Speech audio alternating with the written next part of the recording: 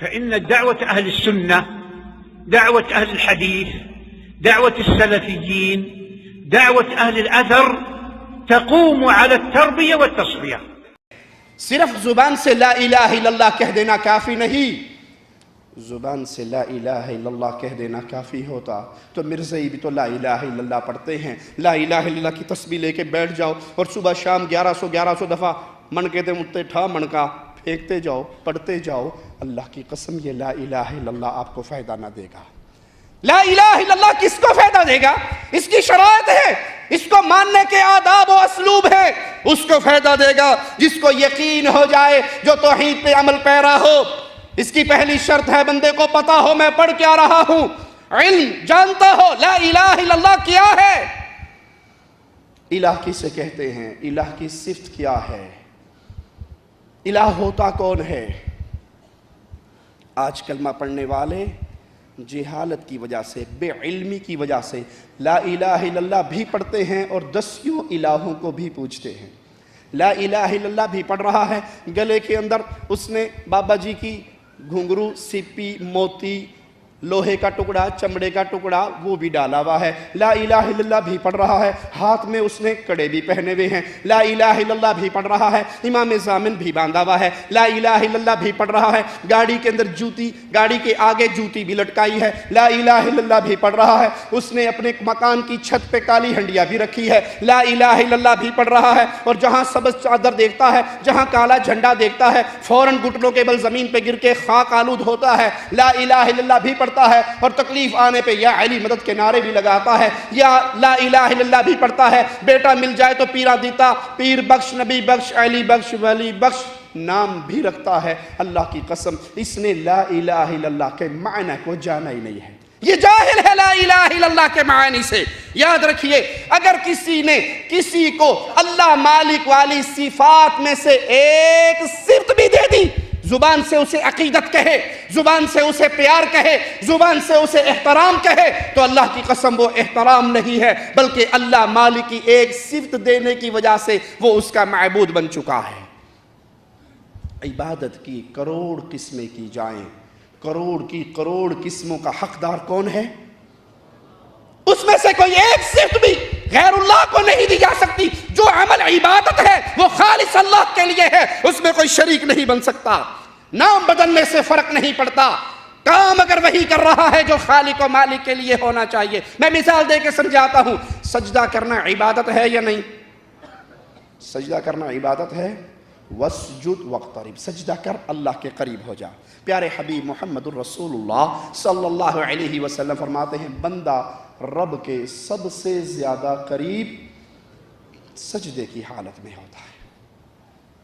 دنیا والوں اگر یہ سجدہ عبادت ہے، ہم اللہ کے لیے نماز پڑھتے ہیں، سجدہ کرتے ہیں تو اللہ کی عبادت کرتے ہیں. آج یہی سجدے قبروں پہ ہو رہے ہیں، پیروں پہ ہو رہے ہیں. ایک پیر صاحب کو میں نے دیکھا، وہ بیٹھا ہوا ہے، مریدوں کا جھمگٹا لگا ہوا ہے، اور مرید آتے ہیں بک بھر کے پیسے لے آتے ہیں اور بابا جی کے قدموں میں پھینک کے اس کے سامنے سجدہ ریز ہوتے ہیں. وہ اٹھ جاتا ہے، کہتا ہے زبان حال سے پیسے اٹھاتا ہے اور کہتا ہے تیرے سجدے نال مینوں کی لبے گا، جڑے 4 نوٹ لے آئے اے میری جیب وچ پا جا.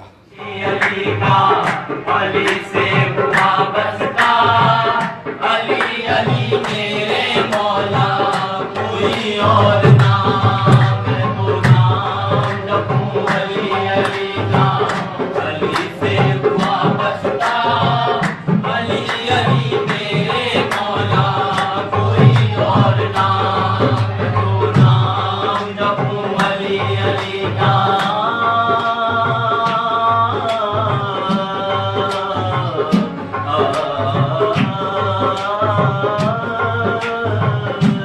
حضور جس کو شہ مشربین کہتے ہیں، حضور جس کو شہ مشربین کہتے ہیں. ایک ایک آتا ہے مرید اور اس کے قدموں میں سجدہ کرتا ہے اور اس کو پیسوں کی نیاز دیتا ہے. اب یہ طاغوت، یہ مجرم، یہ ظالم جو اپنے سامنے سجدے کروا رہا ہے، اور یہ جہال جو اس کے سامنے سجدہ ریز ہیں، یہ ان کو اپنا الہ بنا بیٹھے ہیں. یہ اس پیر کو، اس بابے کو، اس حضرت کو عقیدت کے نام پہ الہ بنا بیٹھے ہیں، کیونکہ سجدہ حق تھا کہ صرف اللہ کو کیا جائے. اگر وہ غیروں کو کیا جاتا ہے تو یہ غیر پیر نہیں رہا، اس سجدہ کرنے والے کا الہ بن گیا.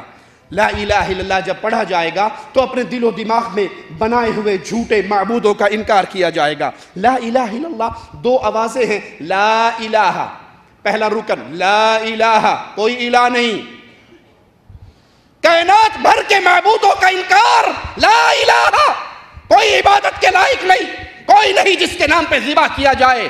پیر شاہ جمال ککڑ گھنتے پتر ڈیر تالال نہیں, اللہ کی قسم کوئی نہیں جس کے قدموں کو اپنے سجدوں سے روشن کیا جائے. نہیں, اللہ کی قسم کائنات میں کسی کے لیے نہ سجدہ, نہ رکوع, نہ ذبح, نہ قربانی, نہ پکار, نہ اس سے مدد مانگنی, نہ اس کو مشکل کشا سمجھنا. لا الہ دھرتی پہ کوئی نہیں, نہ آسمانوں میں, نہ زمینوں میں, نہ فضاؤں میں, نہ ہواؤں میں, نہ سمندروں میں, الا اللہ. لوگ جی آپ کی بات کڑوی ہوتی ہے, آپ سیدھی سیدھی اپنی گفتگو کیا کریں, دوسروں کو کیوں کچھ کہتے ہیں؟ بھائی ہمارا کلمہ شروع ہی دوسروں کو کچھ کہنے سے ہوتا ہے. ہمارا کلمہ آغاز میں غیر اللہ کے جتنے معبود بنائے ہوئے ہیں ان سب کی گردن کاٹنے سے ہمارے کلمے کا لا الہ, کوئی الہ نہیں, سب جھوٹے ہیں جو سجدے کروا رہے ہیں, جھوٹے ہیں جو قوالیاں گا رہے ہیں. نوشو پاک کے میلے میں مرید آتا ہے, پیر کے سامنے کھڑا ہو کے ہاتھ باندھ کے کہتا ہے, جب پیر نے اس سے پوچھا سارے مرید مجھ سے مانگتے ہیں, تو مجھ سے نہیں مانگتا, آخر تو بھی تو کوئی ڈیمانڈ اپنی مانگا پیش کیا کر. تو ہاتھ باندھ کے مرید کھڑا ہو گیا اور کہنے لگا, نقل کفر کفر نہ باشد, پیر منیے تینوں جگ سارا, پیر مندے تینوں جگ سارا, اساں تے تینوں رب منیا ہے. پاک صاحب نے کی فرمایا, پیر مندا پیر مندا پیر مندا پیر مندا ہوے گا جگ سارا, پیر مندا ہوے گا جگ سارا, اساں تے تینوں رب منیا. مندا ہوے گا جگ سارا, اساں تے تینوں رب منیا. پیر مندا ہوے گا جگ سارا, اساں تے تینوں رب منیا. پیر مندا ہوے گا جگ سارا. سارا جگ تجھے پیر کہتا ہے, بابا کہتا ہے, شیخ کہتا ہے. میں تجھے پیر نہیں سمجھتا, میں تجھے رب سمجھتا ہوں. اللہ کی قسم اس کے دل میں یہ الہ باطل الہ زندہ ہے, اس کے کلمے کا اعتبار نہیں ہوگا. لا الہ آغاز ہے ہماری دعوت کا, کوئی الہ نہیں, سب جھوٹ بولتے ہیں. الا اللہ, الہ برحق ہے تو اپنے عرش پر اللہ ہے. اس طرح لا الہ الا اللہ کو یاد کیجئے. اور یہ تعلیم ہمیں اللہ کے کلام سے ملتی ہے. آئیے مالک کا فرمان سنتے ہیں, فَمَن يَكْفُرْ بِالطَّاغُوتِ وَيُؤْمِن بِاللَّهِ. پہلے جھوٹے الہوں کا انکار, پہلے کہا جائے گا کوئی مشکل کشا نہیں. جو علی کو مشکل کشا کہتا ہے جھوٹ بولتا ہے. کوئی حاجت روا نہیں, جو پیروں کو حاجت روا سمجھتا ہے جھوٹ بولتا ہے. کوئی نور من نور اللہ نہیں. قل هو اللہ احد, اللہ تنہا و یکتا ہے, اس کے نور سے کوئی الگ ٹکڑا نہیں نکلا. فَمَن يَكْفُرْ بِالطَّاغُوتِ, جو اللہ کے علاوہ پوجے جانے والے ہیں پہلے ان کا انکار کرو. وَيُؤْمِن بِاللَّهِ, پھر اللہ پر ایمان لے کے آؤ. پہلے انکار کرو پھر مولا کو مانو. جو ایسا کر لے گا فَقَدِ اسْتَمْسَكَ بِالْعُرْوَةِ الْوُثْقَىٰ, اس نے ایسے مضبوط کڑے کو, ایسی مضبوط رسی کو تھام لیا ہے, اب اس کو جنت میں جانے سے کوئی روک نہیں سکتا.